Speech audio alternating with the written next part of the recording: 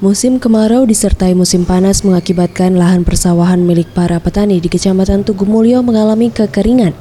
Akibatnya beberapa petani terpaksa menghentikan aktivitas penanaman padi dan untuk sementara beralih berjualan burung bangau karena tak punya pilihan lain.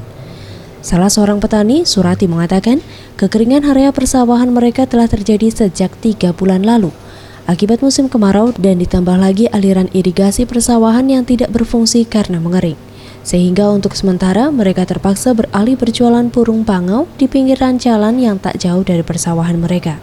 Sejumlah burung yang dijual merupakan hasil tangkapan yang didapat dari hasil menjerat di area persawahan. Suwarti mengaku harga burung-burung yang dijualnya berkisar dari Rp20.000 per ekornya hingga harga termahal jenis burung bangau dengan harga Rp200.000 per ekornya. Sepasang 400 buat bangau, 10, 15, 20 sampai 40. Ya digoreng, lemak, disemur. Ya,